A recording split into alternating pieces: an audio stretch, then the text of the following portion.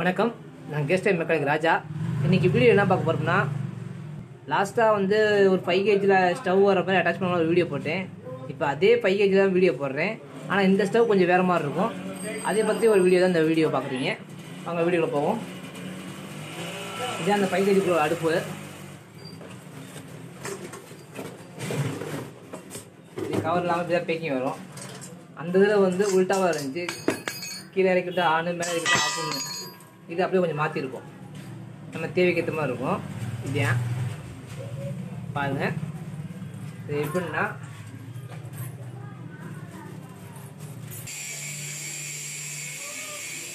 இது அந்த அடுப்போட ஸ்டைலு. அந்த ரெகுலேட்டரில் பார்த்தீங்கன்னா உங்களுக்கு வந்து இந்த இது வந்து கொஞ்சம் உல்ட்டாவாக கொடுத்துருப்பேன். அதாவது கீழே ஆன் பண்ணால் ஆஃப் பண்ணுறதும், மேலே வந்து ஆன் பண்ணால் ஆஃப் ஆகும். அந்த பழைய போன வீடியோவில் பார்த்தது இது அப்படியே கொஞ்சம் மாற்றிருக்கும், உல்ட்டாவாக இருக்கும். இப்போ இது எப்படி ஃபிட் பண்ணுறது பாருங்கள். அதுக்கு முன்னாடி சீல்டு உடைக்கணும். Gas company sealed.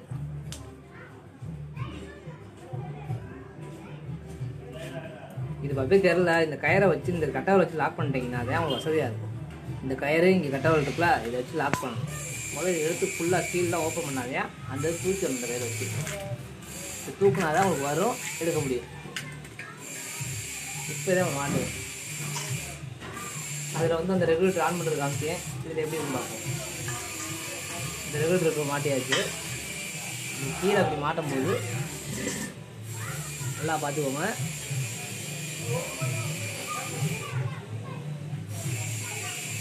இந்த கீழே வந்து ஏதாவது ஓரத்தில் உட்காராமல் இருக்கும். அதை கனெக்ட் பண்ணி மாட்டிடுவோம். இப்போ உங்களுக்கு கீழே ஆன் பண்ணுறது காட்டுறேன்.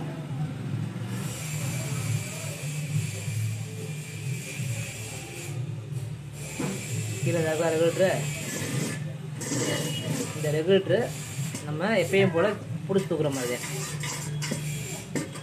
கீழே ஃபுல்லாக இறக்கி விட்டு இதை ஃபுல்லாக இறக்கி விட்டோம்னா இப்போ நமக்கு கண்ட்ரோல் வந்துடும்.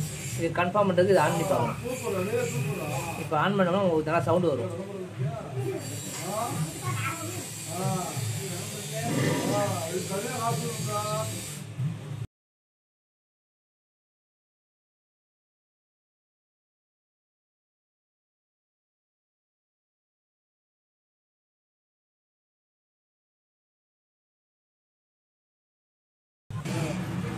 இப்போ இதை ஆன் பண்ணியாச்சு. இது ஆன் பண்ணி நம்ம கன்ஃபார்ம் பண்ணுறதுக்கு இப்படி திறந்து பார்க்குறோம். திறந்து பார்த்தோம்னா நமக்கு கேஸ் சவுண்டு வருது. அப்போ ரைட்டு, இது கன்ஃபார்மாக கரெக்டாக மாட்டிட்டோம்.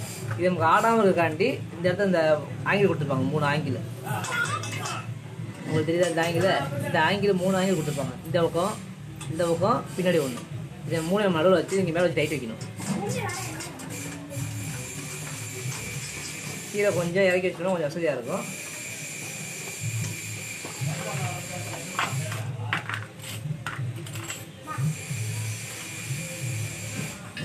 இப்போ பார்த்தீங்கன்னா இது கொஞ்சம் ஷேக் ஆகுது அப்படின்னா நம்ம ஃபுல் டைட் வச்சுக்கிறோம். இந்த பக்கம் பார்க்கும்போது இது ஆடுது அப்படின்னா ஃபுல் டைட்டு.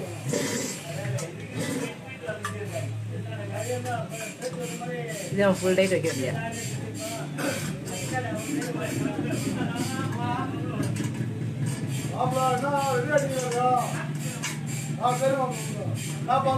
இப்போ லைட்டாக அவங்க சேர்க்க ஆகுதுங்களா? இது காரணம் என்ன? கீழே ஒரு தட்டு வரணும் பெஸ்ட்டாக. இது நம்ம கீழே கொஞ்சம் லைட்டாக ஓப்பன் பண்ணிட்டீங்கன்னா உங்களுக்கு வசதியாக இருக்கும். இப்படி நம்ம கீழே மட்டமாக வச்சு இதை ரொட்டேட் பண்ணிட்டோம்னா கொஞ்சம் மேலே டைட் ஆகிட்டே இருக்கும்.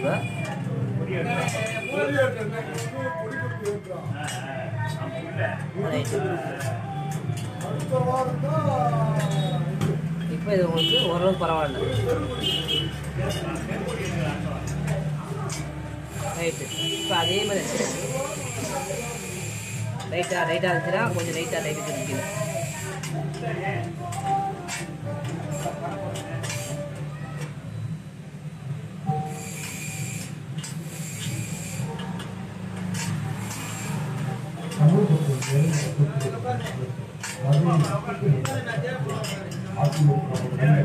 இப்போ ஃபுல் டைட் வைக்கிறோம் கீழே.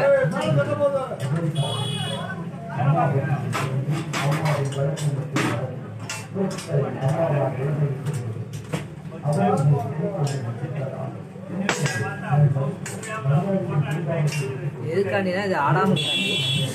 இப்போ 3வது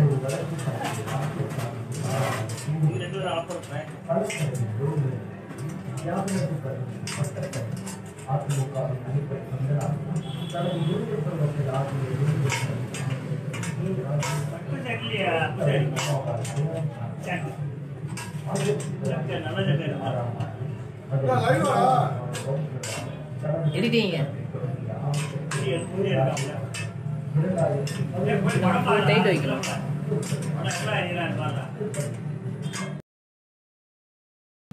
இப்போ ஃபுல் டைட் வச்சது ஆடாமல் இருக்கும். இப்போ நமக்கு ஓப்பன் ஆயிடுச்சு. இப்போ நம்ம செக் பண்ணால் போதும்.